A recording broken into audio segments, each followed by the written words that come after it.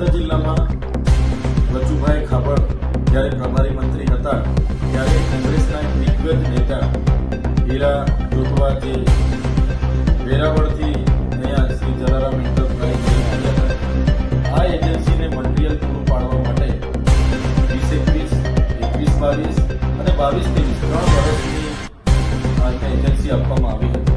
ત્યારે આ તમામ લાખો રૂપિયાના પેમેન્ટો એમને ચૂકવાયેલા છે. અને જે પ્રકારે અમે જિલ્લા ગ્રામ વિકાસ એજન્સી પરથી માહિતી લીધી તો આ લાખો રૂપિયાના પેમેન્ટો, આ પેમેન્ટ બિલો છે, પેમેન્ટની તારીખ છે અને ચૂકવાયેલી રકમ છે. આ તમામ પંચાયતોમાં કરોડો રૂપિયા ચૂકવાયા છે.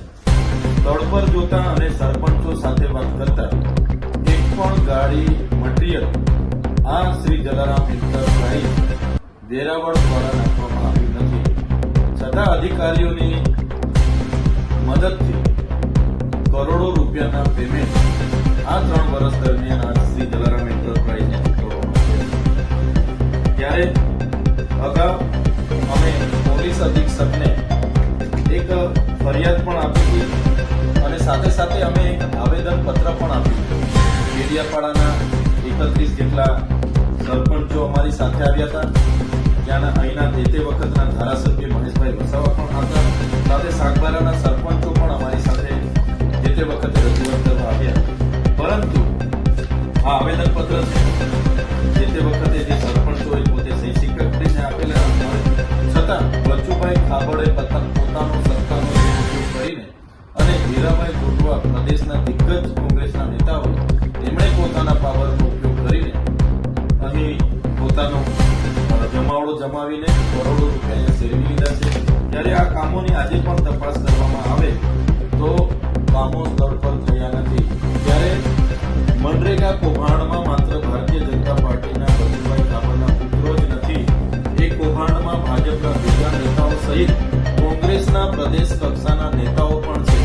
જે મનરેગા બિનકુશળ શ્રમિકોને આ વિસ્તારોમાં રોજગારી પૂરું પાડીને આર્થિક યોગદાન કરવા માટેનો કાયદો બન્યો. એક યોજનામાં ભાજપ અને કોંગ્રેસે ભાઈ બનીને કરોડો રૂપિયાના કૌભાંડો કરેલા છે.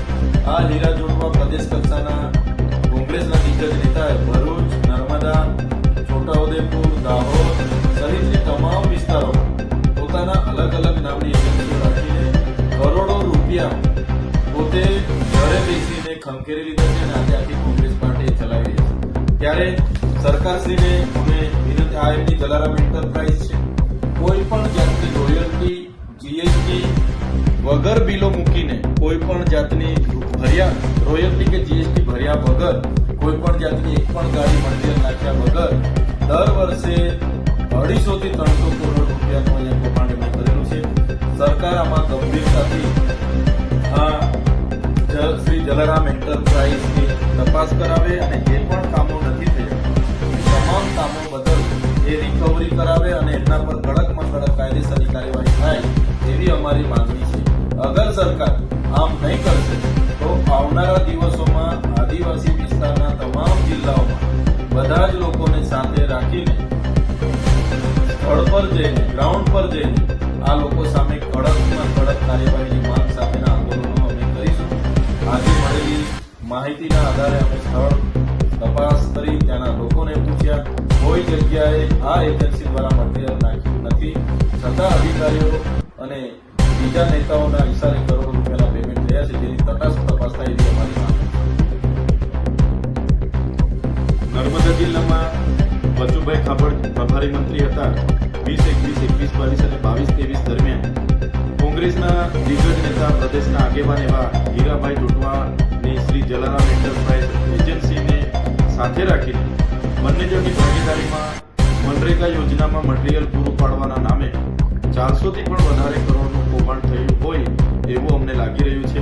આજે અમે તમામ પુરાવાઓ સાથે બેઠા છે અને આ પુરાવા અને એમણે આપેલી માહિતીના આધારે ગ્રાઉન્ડ પર જે પણ કામના નામે એમણે પેમેન્ટ લીધા છે એ કામ આજે થયા નથી.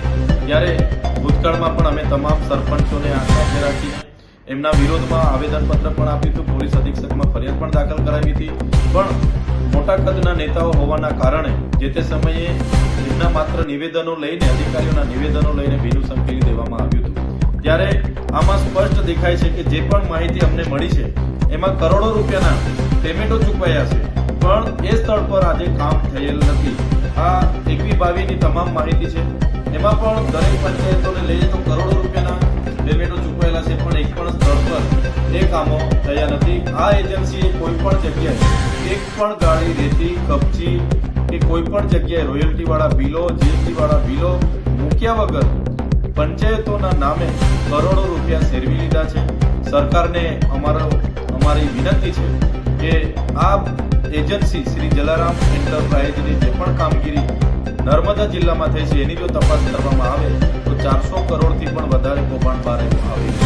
અત્યાર સુધી લોકોને માત્ર એવું હતું કે રાજ્ય સરકારના મંત્રી બચુભાઈ ખાબડ જ મનરેગા કૌભાંડમાં ઇન્વોલ્વ છે, પણ ટ્રાયબલ વિસ્તારના દાહોદ, ભરૂચ, છોટાઉદેપુર, નર્મદા, તાપી તમામ જિલ્લાઓમાં કોંગ્રેસના દિગ્ગજ નેતા એવા હીરા જોટવા એની પોતાની એજન્સીઓ અને ભાજપના લોકો સાથે મળીને ભાજપ ભૂપેશભાઈ સાથે મળીને કરોડોના કૌભાંડો કર્યા છે.